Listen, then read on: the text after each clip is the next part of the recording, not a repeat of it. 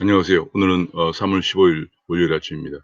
오정근의 속속경제 정책 실물 금융 파트, 세계경제 파트를 말씀드리도록 하겠습니다. 그러면 같이 제가 준비한 자료를 보시면서 말씀을 나누도록 하겠습니다.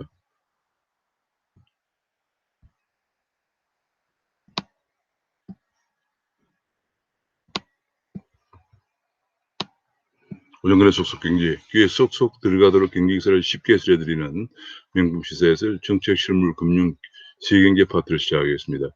구독과 알림 설정을 눌러두시면 제 방송을 언제든지 쉽게 보실 수 있겠습니다.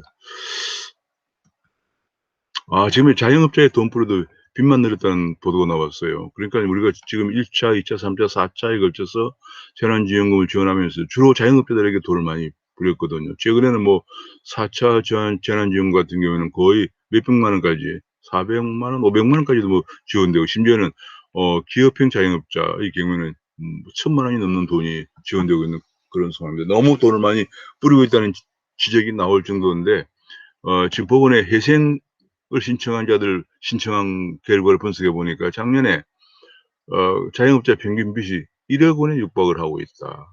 하반기에 특히 이제 1,000만 원 정도 더 증가했다. 그래서 이 한 번 회생을 신청하면 재기가 어렵기 때문에 지원금을 무조건 현금 살포하는 것보다 재무조정 같은 방식으로 좀 더 근본적인 대책이 필요하다. 사실 이게 거의 지금 이게 개인 회생 신청자 1인당 채무가 1억 원에 육박을 하고 있으면은 여기서 그냥 주저앉게 되면은 이 1억 원을 갚을 길이 없게 되는 거죠. 그렇게 되면서 더욱더 이 자영업자들이 빈곤층으로 추락을 하게 되고요. 이렇게 되면서 제도권 금융에서 대출받기가 힘들어지면서 불법 사채까지 가게 되면서 사실은 굉장히 암담한 그런 상황으로 빠지게 됩니다. 그래서 자영업자의 경우에 무조건 현금 살포보다도 채무 재조정 같은 이런 방식을 좀 많이 좀 더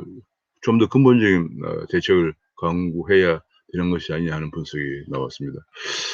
일본 같은 경우에는 또 요거는 이제 다른 기사인데, 일본이나 미국은 기업 수백 곳이 유턴을 했는데 한국은 한 10곳 정도밖에 안 된다. 그런 보도가 나왔습니다. 지금 제가 좀 표를 좀 크게 보면은 예컨대 2018년 같은 경우 하더라도 2019년 아니 이제 일본, 미국 통계가 없고요. 2018년 같은 거 보면은 미국은 886개 기업이 미국으로 유턴을 하고, 일본도 612개 기업이 일본으로 유턴을 했습니다. 근데 한국은 9개밖에 없다.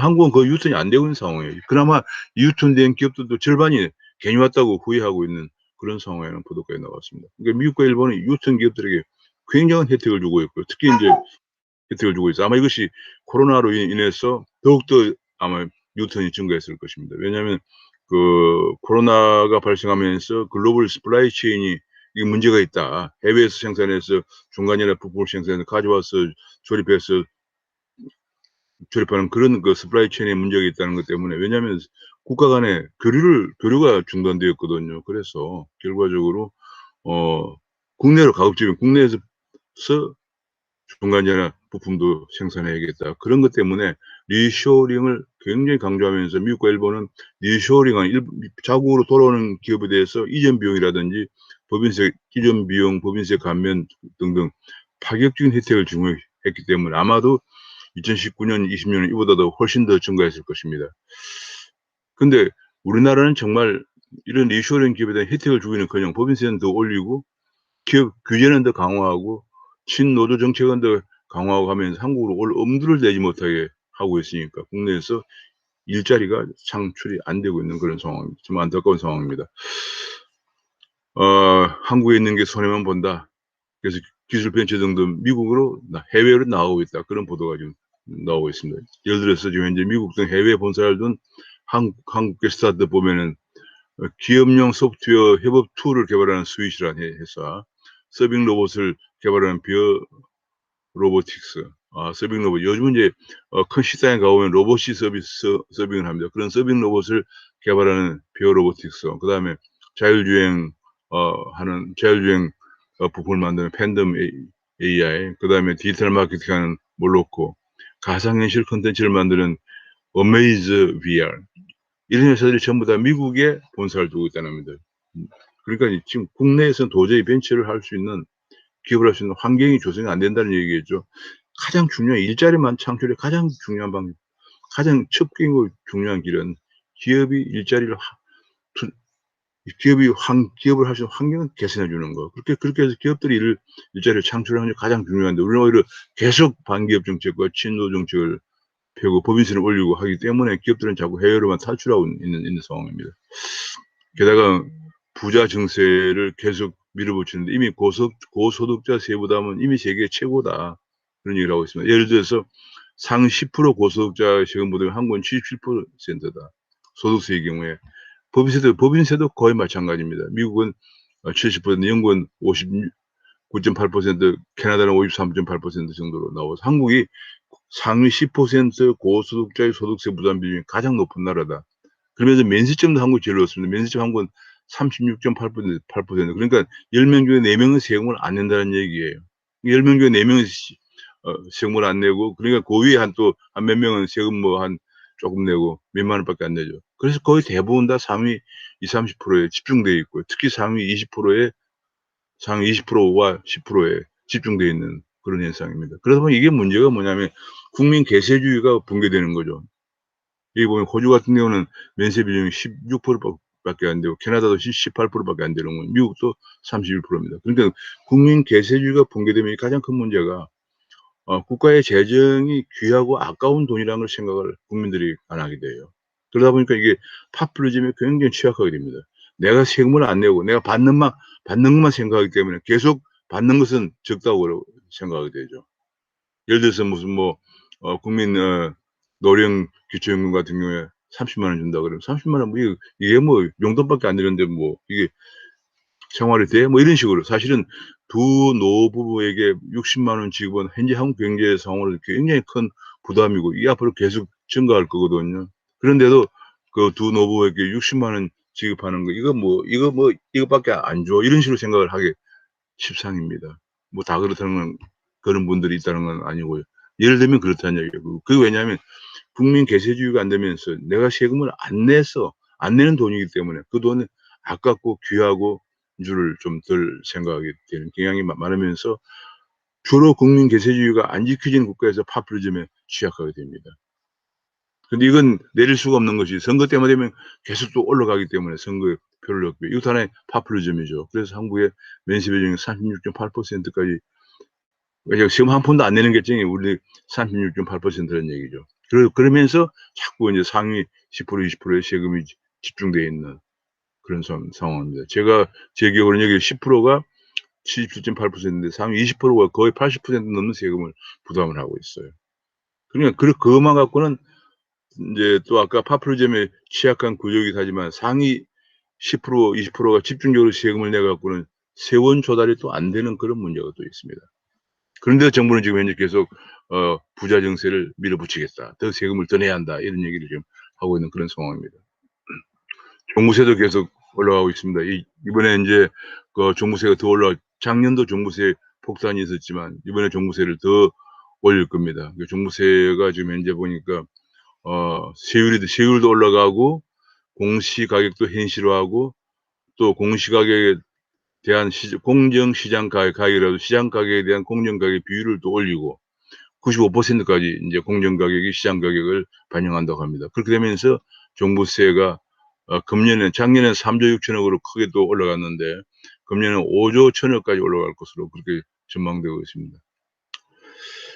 이 종부세 가장 큰 문제점은 대개 퇴직하고 지금까지 우리가 집을 장만하고 있는 60대 70대 이런 분들은 그야말로 적수공원 빈손으로 그동안에 집 장만해, 그야말로 퇴직하고 겨우 이제 집 한 채 장만하고, 지금은 퇴직하고 수입이 없는 분들이 대부분이거든요. 이런 분들에게 종부세를 이렇게 많이 부과하고, 또 종부세뿐만 아니라 건강보험료도 많이 부과하고 하다 보니까 그야말로 살 수가 없는 노인 빈곤은 더 심화되는 그런 상황에 봉착이 됩니다.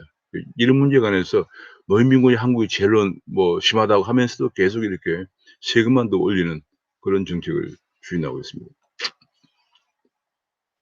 대기업에 대해서도 지금 현재 공정위가 5월 대기업 동일인 지정을 발표했는데, 예를 들어 현대차 정의선 회장이 동일인으로 변경될 때는 장인 회사인 삼표그룹의 계열사 삼표그룹도 계열사로 편입된다는 얘기죠. 그러니까 이게 뭐냐면 지금 사돈까지도 이게 동일인 사돈까지도 그 친인척에 포함되기 때문에 그렇게 해서 인제 규제를 합니다. 사돈 기업까지 규제 대상에 넣어서 이거 현대판 연좌제죠. 이 동일인 제도를 정말 손질을 해야 될 그런 얘기입니다. 이 시대의 변화에 너무 맞지 않아요, 광범위하게. 실제로 뭐 친척, 친인척 해서 친척 육촌, 인척 사촌인데 육촌 그러면 사실은 잘 평상시에는 거의 막 요즘 같은 너무 바쁘고 이런 세상에서는 만나기도 힘든 상황인데도 친척 기업으로 포함되어 있습니다. 그렇게 많이 그래서 그 친척이 육촌 되는 친척이 무슨 잘못을 저지르거나 그러면은 지금 총수가 또 벌을 받는 이런 상황은 정말 문제가 있는 거죠. 그래서 이걸 현대판 연좌제다 이런 표현을 하고 있거든요. 쿠팡은 유통혁명 중인데 이마트는 아직 월 유희에 그러니까 인제 지금 현재 그 골목 상권 보호한다고 그래 가지고 골목 상권과 전통시장 보호한다는 명분으로 대형마트 영업을 월 유예 금지하고 근데 금지하기 시작한 지가 벌써 올해로 9 년째라고 합니다. 매장을 여는 날도 영업시간은 오전 10 시부터 자정까지 제한하고요. 매장을 닫는 날에는 온라인 배송도 허용되지 않습니다. 한 달 내내 24 시간 배송하는 이런 플랫폼 기업과는 영업 환경이 크게 다르죠. 그래서 이것도 이 역차별이에요. 사실은 대형마트가 어려움을 겪으면서 그 속에 임대 매장을 운영하는 소상공인과 제품을 납품하는 중소기업들도 몸살을 앓고 있는 상황이고요. 또 그렇다고 해서 대형마트가 문을 닫는다고 해서 조사 결과 전통시장이나 골목 상권이 활성화되느냐 그것도 아니라는 겁니다. 심지어는 오히려 어 대형마트 문을 여는 날 골목 상권이나 전통시장도 오히려 거래가 활성화되고 활발하다. 그런 보도도 분석도 나오고 있습니다. 그래서 이것이 인제 이렇게 되면서 계속 우리 대형마트나 큰 그 유통업체들이 계속 규제를 받게 되면서 이번에 쿠팡의 미국 정기 상장 그 시총액 100조 정도는 기업 가치는 우리나라 이 대형마트들 백화점 다 합한 것의 7배나 크다고 그래요. 근데 참 말이 안 되는 거죠. 그러니까 지금 너무 규제가 심하다 그런 얘기를 지금 하고 있습니다. 또 한 가지 기사가 원자재 값은 뛰는데 공기업 해외 자원 개발은 10분의 1로 뚝 떨어지고 있다. 지금 이게 큰 문제인데 지금 현재 이게 공기업이 지금 현재 공기업 해외 자원 개발 사업 투자액이 예컨대 한 10년 전에는 70억 정도를 해외 자원 개발에 투자했는데 지금은 7억 정도밖에 하지 않는다. 그러니까 10억 딱 10분의 1이군요. 실제로 인제 공기업 개발에 정부 지원 예산도 한 10년 전에는 한 3천억, 4천억 됐는데 지금은 300억 밖에 배정이 안 돼 있는 상황입니다. 게다가 이번에 해외 광물 자원공사를 완전히 폐지하고 광해광물공사로 개편하면서 아예 광해광물공사는 해외 자원 개발을 위한 투자를 금지시키고 있습니다. 아예 하지 못하고 있습니다. 지금 해외 자원 개발은 지금 해외 자원 개발하고 있는 광산을 매각 처분할 때까지만 기능을 유지하고 있다가 그 매각 처분이 끝나고 나면은 아예 하지 못하게 하고 오히려 북한에 대해서 남북 협력 광물 자원하도록 그렇게 했습니다. 법을 개편해 이미 인제 광해광물 공사가 곧 출범할 것입니다. 자 이게 지금 말이 안 되는 건데요. 왜냐하면 우리나라 원자재가 전혀 없는 국가거든요. 석유 한 방울 안 나는 나라에서 해외에서 원자재를 개발하는 이렇게 뚝 그냥 심지어 이거 인제 저번에 MB 정권이 적폐라고 그래서 이걸 다 그냥 없애 버렸는데 심지어는 없애는 과정에서 오랜 동안 투자해서 이익을 내고 있는 알짜 광산까지도 내다 팔고 있거든요. 팔아 버렸습니다. 지금 팔고 있고 인제 팔려고 지금 추진하고 있고 이미 판 것도 있고 그렇습니다. 그런데 이 경제가 이제 회복을 보이면서 자원 가격이 올라가면 그게 다 인제 우리의 경쟁력을 갉아먹는 거죠. 비싼 가격으로 원자재를 사 와야 되고요. 또 한 가지 큰 문제는 북한에 대한 자원 개발 이건 더 큰 문제입니다. 왜냐하면 북한은 대개 그 북한 수출액의 거의 70%가 석탄이에요.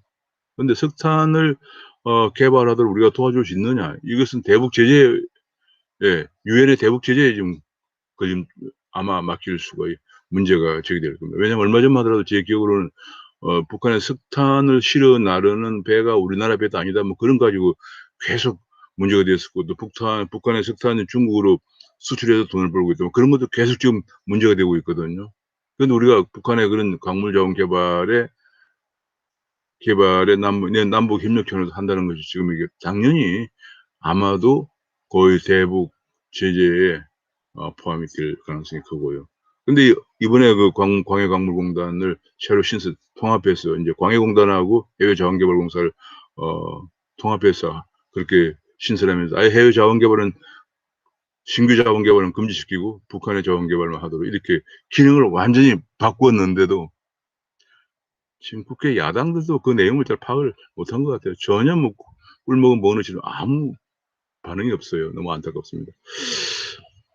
자, 이게 뭐 우리나라는 정파적 법원, 검찰 인사로 비틀어진 대한민국 이렇게 나와 있습니다. 지금 이제 우리나라 이 결과적으로 앞에서 제가 요 앞 그 방송에서 절대 권력은 절대 부패한다 이런 얘기 기사를 소개해 드렸지만은 절대 권력이 되면 부패하기 때문에 결과적으로 정부의 기능이 첫 번째로는 정부의 기능을 최소화해야 된다 하는 것이 가장 중요하고요. 꼭 필요한 것만 해야 된다. 그다음 두 번째로는 정부의 기능을 할 경우에도 권력이 분산되어야 된다 하는 것 때문에 상권분립이 나온 것이거든요. 만약 그것이 안 되면은 결과적으로 절대 권력이 되면서 절대적으로 부패하게 돼서 본인들의 집권층의 묘회를 스스로 파는 것이 되는 것이라는 게 역사적으로 다 증명이 되고 있고 지금 당장 우리나라에서도 이번에 드러나고 있는 상황이죠. 그런데 불구하고 대법원장은 집권당 신기를 살피면서 법원 인사결정을 미루고 있고 정권의 반기든 검사는 좌천시키고 정권은 친정권 검사를 채우고 있는 그런 문제에 관해서 지적을 하고 있습니다. 정말 지금이라도 화합과 통합의 길로 정책을 전환해야 절대 권력이 절대 부패한다는 그런 것을 넘어설 수 있지 않느냐. 본인들의 묘회를 넘어설 수 있지 않느냐. 그런 지적이 나왔습니다. 또 한 가지 이제 그 국제적인 세계경제 기사 중에서 이 백신 문제가 자국 우선의 미국과 유럽이 자국 우선 백신 싹쓸이 때문에 글로벌 백신 부족이 장기화할 조짐이라는 게 보도가 됐습니다. 지금 현재 주요 국가별 코로나 백신 구매 계약을 보면은 인구 대비 물량이 캐나다가 609%, 미국이 553%, 이태리가 422%, 영국이 421%. 그러니까 선진국은 대개 400%가 넘습니다. 인구 대비해서 그러니까 이제 예를 들어서 캐나다가 609%라는 것은 캐나다 국민들 한 사람당 6번 맞을 수 있다는 얘기죠. 미국은 553%라 미국도 한 사람당 5번 이상 맞을 수 있는 백신을 확보했다는 거죠. 구매 계약을 했다는 거죠. 근데 한국은 135%입니다. 그러니까 한 사람당 1.3번 정도밖에 맞지 못하니까 지금 제가 파악해 이쪽은 제가 전문가가 아니지만 언론 보도를 보면 2번을 맞아야 백신 면역이 생긴다고 하니까 이게 이렇게 되면 백신 면역이 생길 수가 없는 상황이 되는 거죠. 지금 이제 백신을 이렇게 되면서 백신 공급보다 백신 그 수요가 더 많아지면서 각국이 자국 우선주의를 주장하고 있는데 미국 조 바이든 대통령은 미국은 우선 접종 후에 타국에 공유해야 된다 그런 얘기가 나왔고 심지어는 미국에 생산하고 있는 아스트라제네카 백신의 유럽연합 수출을 금지하고 얀센의 반출 제한을 예정하고 있다고 합니다. 유럽연합도 백신 수출을 유럽연합의 집행의 승인이 필요하다 이렇게 얘기를 했고요. 이태리도 마찬가지고 영국도 좀 그렇습니다. 이런 식으로 해서 전부 자국 우선 백신 주의로 나가면서 이미 백신 확보하지 못한 국가들의 백신 부족 사태가 우려가 되는 상황이다. 그런 얘기입니다. 이게 이제 왜 그러냐면 이런 코로나 같은 것이 자주 오는 병이 전염병은 아니거든요. 그래서 지금 제가 얘기를 들어보니까 이 코로나 같은 경우 백신은 사전에 돈을 주고 예약을 해야 생산한답니다. 이미 다른 제품을 생산해 놓고 사는 건데 이건 그게 아니고 사전에 돈을 지급하고 구매 계약을 한다고 그래요. 그럼 그 돈을 받은 만큼 생산해서 지급한다고 그래요. 왜냐면 이게 자주 오는 게 아니기 때문에 생산해서 보관하고 있을 상황이 되는 그런 약이 아니라고 합니다.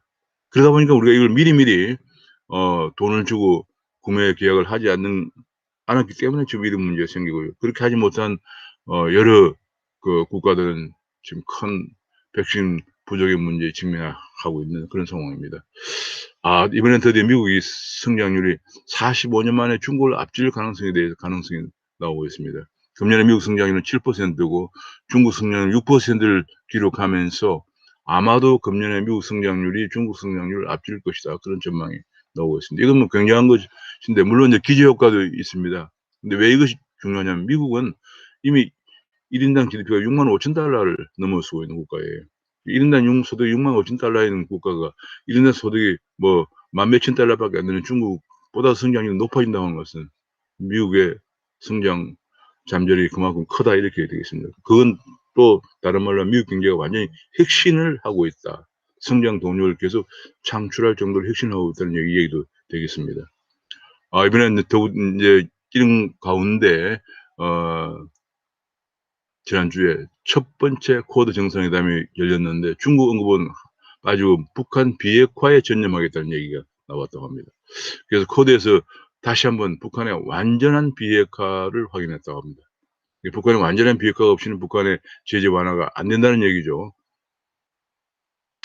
그래서 한국은 한국에 대해서는 전략적 모호성이 앞으로는 실효성이 없다. 미국 주도 다자 협의에 참여해야 한다는 그런 주문이 전문가들의 진단이 나오고 있고요. 이제 미중 사이의 균형 외교라고 하는 전략적 모호성을 토대로 한 그런 외교는 이제 안 된다. 이제 선택해야 할 시점에 왔다. 바이든 시대 미중 관계가 새로 정립되는데 한국은 쿼드 합류 의향이 있는지가 지금 관건이다.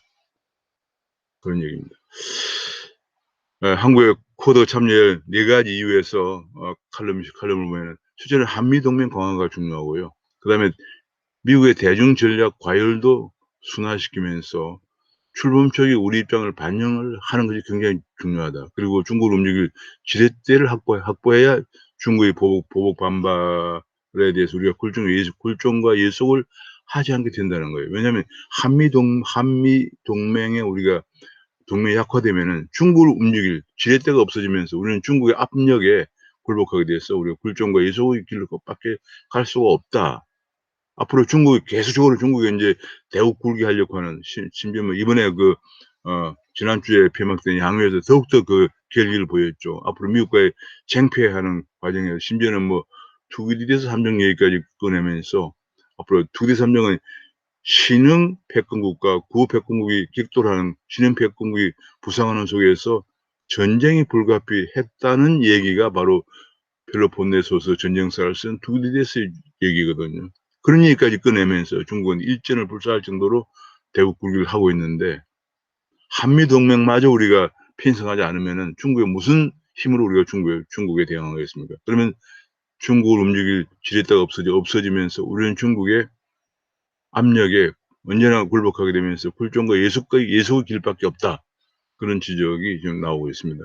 그래서 빨리 지금 우리가 한미 간의 균형 외교다, 뭐 전략적 모호성이다 이런 주장을 하면서 있을 때가 아니다. 지금 그런 얘기를 하고 있습니다. 더구나 미중 기술 표준을 놓고 지금 충돌 가능성이 크다. 지금 현재 미국과 중국은 결과적으로 군사적인 대립이지만 가장 큰 것이 미국이 생각하기에는 중국의 미국의 기술들 많이 해킹해 가고 있다. 그래서 중국이 지금 기술 대국으로 우뚝 서고 있다는 얘기인데 거기에 대해서 굉장히 그 분야에 관해서 강력한 제재를 가할 그런 태도를 보이면서 화웨이에 대해서 가하고 심지어는 미국이 의심하는 기술을 생산하는 중국 기업과 거래를 동맹국 차원에서 모두 다 하지 않도록 하는 그런 얘기까지 나오고 있는 가운데 지난 양해에서 중국은 더욱더 기술 굴기를 위해서 8대 기술을 내서 더욱더 크게 투자하겠다는 그런 야심을 보였습니다. 그래서 미중 간의 기술 표준을 놓고 충돌 가능성이 크기 때문에 우리나라의 대비가 필요하다 그런 얘기고 특히 여기서는 삼성이 중국에 많이 진출하고 특히 삼성이 반도체가 중국에 많이 들어가고 있기 때문에 더욱더 대중 방화벽이 지금 필요한 실정이다 그런 얘기입니다. 미중 기술 패권 시대에 국가 전략이 개편돼야 한다는 얘기가 나오고 있고요. 지금 현재 미국의 봉쇄에도 불구하고 중국의 기술 자립 의지가 굉장히 강하고요. 넉넉고 있다간 한국의 자리가 없어진다. 미국과 밀착하고 독불과도 연대하면 독일과 불란서와도 연대를 하면서 그러니까 유럽과도 연대하면서 신낭방에서 우선지를 끌어와야 된다. 이런 얘기가 제기되고 있습니다. 이런 얘기를 한 사람이 바로 그 서울대학교 데이터 사이언스 대학원장인데 차상균 대학원장이 이건요. 자, 미국, 중국의 자립자강발 과잉 생산 때문에 잘못하면 한국 경제에 큰 충격이 올 가능성이 크다. 중국이 지금 현재 스스로 기술 굴기를 내쉬면서 자립자강을 계속 주장하는데 그렇게 되면은 중국의 생산이 과잉이 되면서 한국의 충격이 불가피하다 하면서 이 부분에서 굉장한 대응이 필요하다 하면 그런 얘기입니다. 결과적으로 한국 기술의 첨단 산업을 키우면서 EU와 신남방과 틈새 연대를 노리는 정책이 필요하다. 근데 앞서서 본 것처럼 우리가 쿼드에 탑승한다든지 해서 한미 동맹을 기반으로 해야 우리가 대중국에 대한 이렇게 계속 그 대국 굴기를 노리고 있는 중국에 대한 지렛대가 형성이 돼서 우리가 중국에 대해서 어느 정도 잘못된 것에 대해서는 반발을 할 수가 있지. 지금 상황에서 전혀 지금 현재 오늘도 미세먼지가 심합니다만 중국에 대해서 한마디 말도 못하고 있는 그런 상황이거든요. 게다가 중국의 히토류 전쟁이 심하게 열리고 있다. 쿼드에서 중국의 독점을 깨자 그런 얘기 나와 있습니다. 쿼드가 굉장히 그 반도체나 방산물자 생산에 중요한 건데 현재 히토류의 매장량이 중국이 지금 4,400만 톤, 베트남이 2,200만 톤, 브라질이 2,100만 톤, 뭐 이런 식입니다. 미국은 105만 톤, 150만 톤밖에 없습니다. 호주가 410만 톤. 그러니까 절대적으로 중국이 많이 갖고 있거든요. 그래서 이것이 큰 문제인데요. 지금 쿼드는 중국의 수출 제한을 못하게 하겠다 하면서 히토르 무기화의 다국적 포위망을 가동할 것이다. 그런 얘기가 나왔습니다. 그건 특히 중국의 히토류 정제 기술에 대해서 정제 기술 수출에 제한을 가하겠다는 것이 주요 내용입니다. 지금 보면은 히토류 공급 중국의 비중은 2010년에는 98%까지 공급했는데 지금 58%까지 공급 비중은 떨어지고 있어요. 히토류 생산량도 지금 2020년을 정점으로 해서 지금 떨어져서 지금은 6억 7천만 톤을 생산하고 있는 앞으로 50년에는 그렇게 될 것으로 전망이 되고 있군요. 지금은 2020년에는 지금 피크를 이루고 있습니다. 1,000만 톤이니까 13억 8천만 톤을 생산하고 있습니다. 그러니까 지금 현재 중국의 히토류가 지금이 정점이고 좀 히토류 생산 공급이 앞으로 공급량이 좀 줄 수밖에 없는 그런 상황에 대한 전망들이 나오고 있습니다. 그래서 우리나라 정부도 한국도 캐나다나 호주 등 히토류 제3 수입지를 발굴한다는 정책을 갖고 있다는 보도가 나왔습니다. 지금 호주도 국내 히토류 생산 공장을 설립하고 있고요.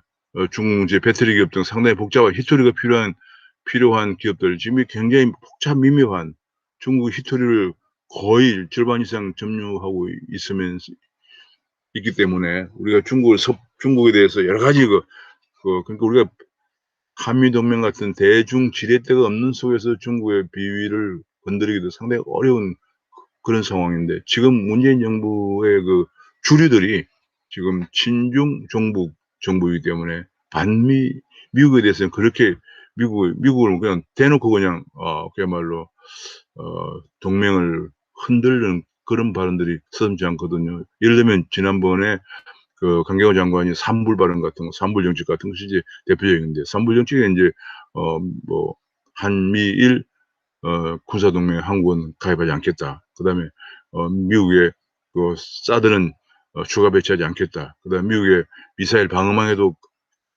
가입하지 않겠다. 이렇게 이제 우리 스스로 그냥 발표해버렸단 말이에요. 그러니까 우리 스스로 우리의 지렛대를 걷어찬 거예요, 사실. 그러다 보니까 우리 기업들이 굉장히 더 어렵다. 그런 얘기가 나와 있고요. 지금 이제 그런 가운데 우리 기업들은 스스로 중국과 거리를 두는 기업들이 스스로 정부가 이렇게 하지 않기 때문에 항상 기업들이 살 길을 찾는 거죠. 예를 들어서 LG전자는 차량용 전장 사업 육성을 위해 중국 쿤산 법인을 청산을 한다. 그런 얘기고요. 그 다음에 LG 에너지 솔루션도 미시간에 배터리 공장을 가동하고 앞으로 5년간 미국에 5조 원을 투자할 것을 검토하고 있다. 삼성전자도 미국 오스틴 파운드리 공장을 추가 투자를 검토하고 있다. 그 다음에 수조 등 중국 생산기를 순차적으로 폐쇄할 것이다. 현대기아차도 베이징 1공장을 폐쇄하고 매각 작업을 진행 중이고 연청 1공장도 폐쇄하고 있다. 이래서 점점 우리나라 대기업들도 대기업들 스스로가 지금 이제 살 길을 모색하는 그런 상황입니다. 지금 국제 경